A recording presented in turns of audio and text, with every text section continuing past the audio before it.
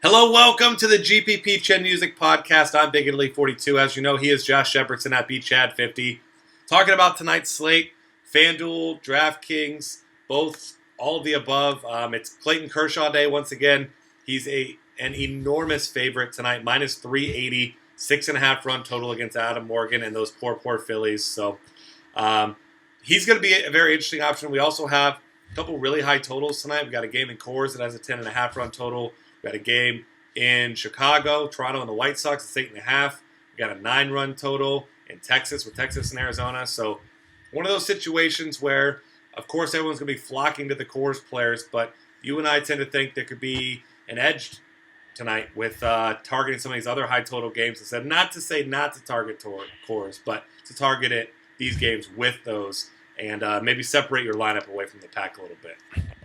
Yeah, and I mean, this is one of those interesting nights where Kershaw looks like a really strong GPP play because you can't afford Coors and Kershaw. It's just not happening. You can get some one-offs from there, some of the less desirable pieces out there, maybe some down-order hitters, but you're not going to get the stars with Kershaw. So if you can go against the grain a little bit, grab Kershaw on DraftKings or FanDuel, pair him with a cheap pitcher on DraftKings and maybe grab some of these Blue Jays hitters against John Danks. Maybe grab, like I said, grab some one-offs from Coors, but look to Texas for the Diamondbacks and the Rangers hitters. And all of a sudden you've got a low-owned Kershaw who could put up a monster number. And if your offense performs at a level even close to what Coors is, there's not a pitcher that's going to put up a close to Kershaw line that you can go with your Coors stacks. It just isn't happening. So definitely an interesting dynamic there. I like Kershaw and GPPs.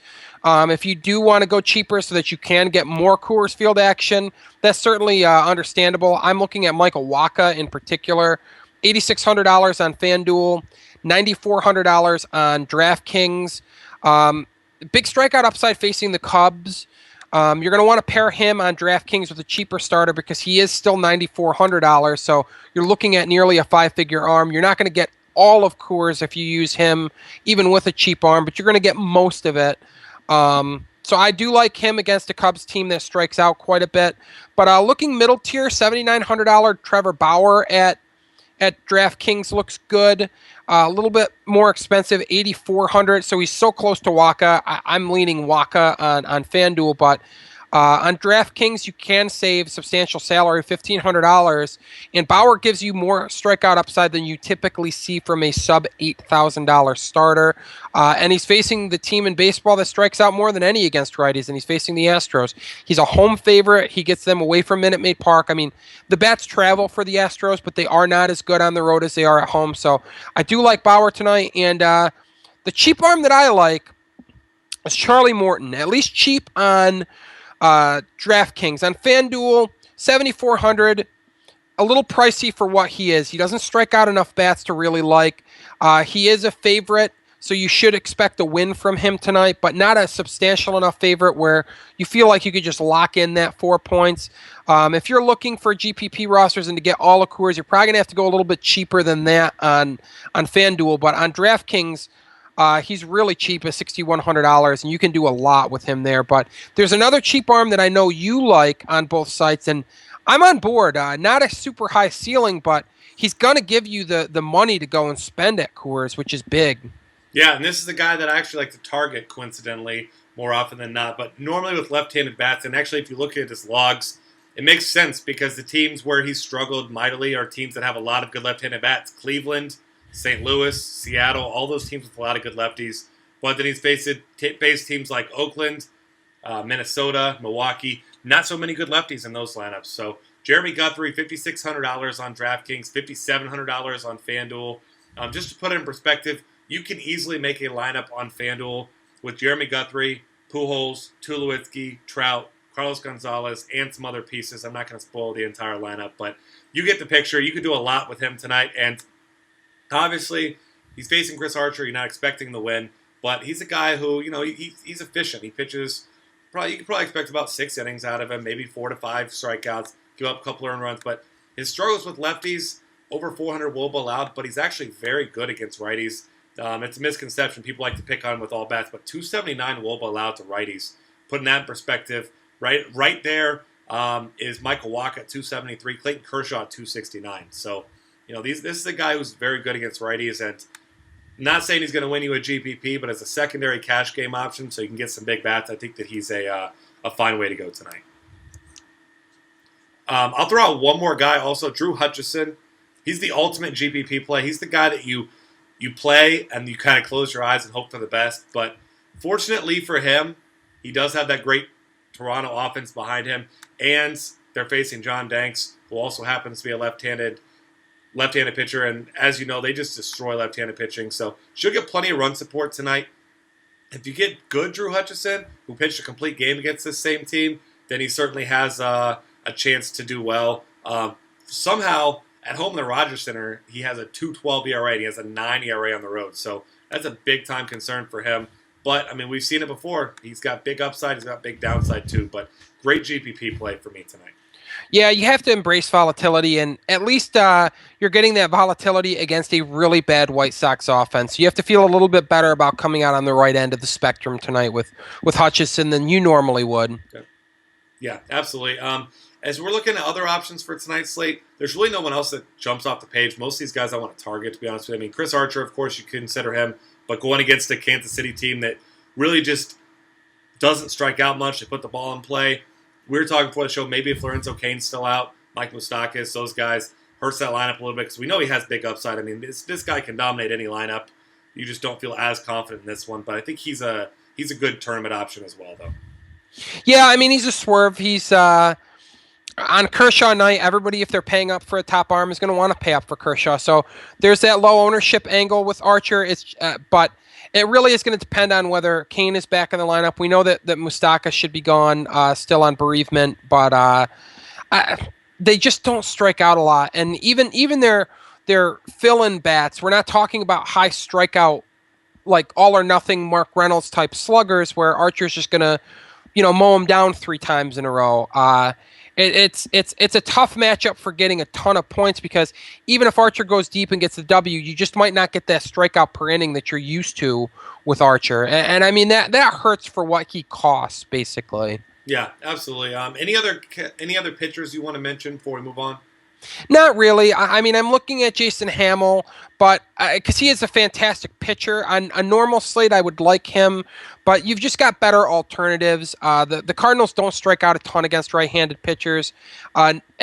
He is a betting favorite, though, at home, so low total. There's definitely some merit to considering him. I just think I would rather take the other side of that matchup with Wacha just because the Cubs strike out so much. Yeah, I'm with you there. Moving on to catcher here. Got some interesting options in Coors Field. One in particular you and I both like, really for any format due to his price. Chris Iannetta, $2,700, destroys left-handed pitching. Chris Rusin, not a very good left-handed pitcher either, so definitely a guy you want to get some exposure to. I'll save your other cheap guy for you, but before we get to him, Russell Martin, you got to like him against the lefty. Hasn't hit particularly well, so maybe his ownership level will be down as well. And we should mention that Yasmani Grandal hits much, much better from the opposite side of the plate. So against a lefty, he's been a guy who's been a popular, sexy play over the past couple games. 4 home runs in his last 7 games, but really not a guy that I'm going out of my way to play tonight, hitting from that side of the plate. I agree. I just think you have better price-considered options at the position. I don't think you necessarily need to pay for him. If you're looking for cheap, if you're a Kershaw owner, it's hard to argue with $2,200 Miguel Montero for the minimum. He hits cleanup for the Cubbies typically, so you're getting a great lineup spot. You don't pick on facing Michael Wacha by any stretch, but it's hard to argue with the player that cheap. $3,100 on DraftKings. With that kind of lineup spot, and he is an above-average hitter against righties, but the name I'm looking at that I've got circled, really nice alternative to Chris Iannetta because everybody's going to chase that home run. Everybody's going to love the matchup with the lefty as long as he's in the lineup. Going to love Coors Field. How about going to Texas and grabbing Wellington Castillo against returning Matt Harrison? Harrison hasn't thrown since last May. He's been terrible in the minors. He's a left-handed, so Castillo's going to hold that platoon advantage, and he's in a good ballpark for offense. So I really like Wellington Castillo against Matt Harrison tonight. Just $3,200 on DraftKings. A little pricier in terms of relative to the salary cap, 2,900 on FanDuel. So not cheap, not in punt territory like he is on DraftKings, but still a really strong alternative to Chris Iannetta tonight if you're looking to kind of go away from the herd and try and pick somebody else out that's got similar upside. Yeah, I'm going to throw out one more interesting tournament option. John Jaso made his return. He had a pinch hit in the first half of the doubleheader yesterday.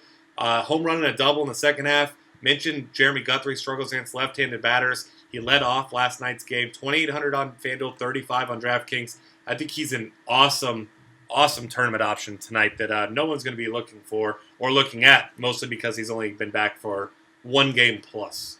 Yep. All right, first base options. Albert Pujols has got to be the guy that you want tonight. He's $4,800 on FanDuel. DraftKings price, obviously much more expensive there, $5,600 as he was last night.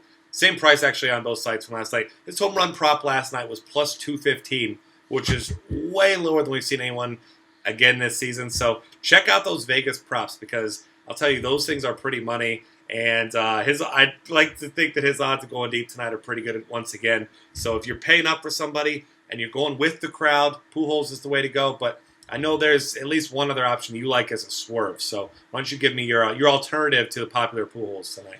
Yeah, if you're feeling really comfortable about trotting out these cheap arms, pairing your Guthrie and Morton on DraftKings, and you want to go away from Coors Field, Paul Goldschmidt against a lefty at Texas. I mean, the price tag's steep, $5,900 on DraftKings, $5,200 on FanDuel, but this is a rare instance where ownership is probably going to be really low for Goldschmidt.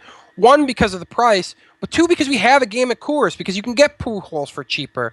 I think that this is a recipe for getting a player that can put up a team carrying type of fantasy total, and do it at a low ownership. And if you roster him and you're still rostering these cheap bats, cheap arms, especially on DraftKings, you can still get your Coors Field action. You can still get your points there. But Goldie, my goodness, I mean, there's might not be a better hitter in the game right now than him. And you just have to assume that most people are going to be flocking to Pujols because of the price difference and because of the Coors Field factor. But this is an instance where I really like the idea of using Goldie. Obviously, you can't get him. It's next to impossible to get him on your Kershaw rosters. But we're talking about shooting for the moon with your hitters and hoping to hit on some cheap arms on the GPP podcast. I mean, that's what this is about. So I'm liking Goldie. I also like Edwin Encarnacion against the lefty. And I promise we will give you some cheap names. We're not just going to name the top three priced bats at both sites. But again, this is another swerve off of Pujols. You have to figure Pujols is going to be high owned because of Coors, because of facing a lefty, because of hitting a home run yesterday. Edwin gets danks. We know what Edwin does against left-handed pitching. We know what the cell is known for. It's known for giving up, helping with home run hitting. It's a bandbox, and you have to like power hitters in a ballpark like that. But just because I did promise we will give some cheaper names, I'm looking at Billy Butler in the bargain bin. You want some right-handed batters against CC Sabathia tonight. He's only $2,600 on FanDuel, and he checks in at $4,000 on DraftKings. Right-handed batter going to hit in the heart of that A's lineup. Gets to hit at Yankee Stadium, which is a nice break from O.co. Certainly could not be on more opposite ends of the spectrum in terms of how ballparks play than going from O.co to Yankee Stadium. So that's the cheap name that I'm looking at first base. And then, of course, if Ben Paulson is in the lineup, you're looking at him as a cheap option as well. Who else do you like at first base? I'm definitely on Ben Paulson since he's cheap, like you said. Almost $2,000 difference between he and Pujols on FanDuel, and even more than that on DraftKings. Another interesting cheaper option, David Ortiz against Tom Kohler. He's given up 10 home runs to lefties already this season. Big time upside there. Couple other interesting options. I'm looking at Justin Bour once again. He's $2,900 going against Rick Porcello. And Rick Porcello has struggled against left-handed batters. 349 WOBA allowed, 9 homers on the season. Justin Bour last week had a couple big games, homered in 4 straight. Didn't start the following game. They went 0 for 4 the 2 since then. With a Coors game, with Kershaw, with all these other big totals, he's going to be really, really low owned. So I like targeting him in some tournaments tonight where he's going to be really, really low owned. Yep. All right, second base options now. Of course, there are quite a few tonight. Jason Kipnis against Dan Straley. He's just consistently been good, putting the ball in play, giving you good at-bats, not striking out much. Hasn't had a big game in a while, but if there's a time to have one, tonight might be the night. If you're going to go back to any Dodgers bats, there's two, of course. If Kike Hernandez or Enrique, depending on what you want to call him, is in the lineup, you and I both love him. We assume he'll probably be batting near the top of the order if he is. Near minimum on FanDuel. Or if not, Howie Kendrick makes for a fine play as well in this solid matchup against Adam Morgan. Yup, and second base eligible on DraftKings. Justin Turner is another option from the Dodgers. He's third base eligible on FanDuel, but not a bad play at 3,900. Hits in the heart of that order for the Dodgers. Another right-handed bat to throw at Morgan. On FanDuel, I like D. Gordon quite a bit in GPP. He's just 3,200. A little overpriced for my taste at DraftKings at 47. I think you can grab from a better situation, pay down at the position there. But on FanDuel, it's hard to argue with that $3,200 price tag. Ben Zobrist is a switch hitter, going to be hitting right-handed against CC Sabathia. Not a bad situation there. A guy that I think is going to be low-owned based mostly on his lineup spot is Devin Travis. 3,200 at FanDuel, so a little bit pricey for a 9-hitter, but super cheap at DraftKings. I'm sorry, not super cheap, but cheap at 3,800. A little bit more affordable there. The top of that order is fantastic for the Blue Jays. So if he gets on at the bottom of the order, he's going to have some real boppers behind him to drive him in. Has a little bit of power himself as well, so that's a plus. And then I mean, you can go to Coors for Giovitella and DJ LeMahieu. That's obviously in play. But a cheaper or an alternative in the same price range that I'm looking at is Rougned Odor. Rugi's been awesome since the recall from AAA. We're going to keep pointing this out, but that's a high total in Texas, and there's going to be some fireworks there. So grabbing the guy who's really settled in as the leadoff hitter against right-handed pitching is a good way to go if you're looking for a way to get some exposure to a high total, but don't necessarily want to just keep going back to the well at Coors Field. Yeah, and I like that quite a bit there. Nice swerve. And then one more cheap guy should be batting near the top of the order. Danny Espinosa has a decent price tag today, and he's facing off against Michael Lorenzen. Switch hitter, obviously, Espinosa. You want to target lefties against Michael Lorenzen. Over 400 WOBA allowed. Been getting absolutely crushed this year. Third base options. Take your pick at the top. It's Arenado or it's Donaldson. I slightly prefer Donaldson just because he's been so good against lefties, and I think you agree there. Yep. Arenado obviously gets fly ball pitcher in Coors, so can't blame you for going that route either. And then some other cheaper options. David Freese is going to be a popular play. I like him in all formats again. Finally starting to hit well. Hasn't had great numbers against lefties this year, but has throughout his career. So I think he's a really interesting option. And then one of my favorite guys to play in tournaments, as you probably know by now, Brett Lawrie gets CC Sabathia tonight. CC Sabathia allowing right around a 400 WOBA to righties this year. And 18, that's not a mistake, 18 home runs so far to righties. So I think that Brett Lawrie is going to be another one of those really low-owned guys that can kind of set you apart in a GPP. One other name that I'm going to throw out there, going back to the desert again, I like Yasmani Tomas, who remains third base eligible at DraftKings. I think that that's a sneaky little situation to maybe hook or mini stack from because it is somewhat affordable there. Obviously, Goldie is a pricey big ticket item, but some of the guys behind Tomas, guys like Aaron Hill and Wellington Castillo, throw them in to offset the cost of Goldie.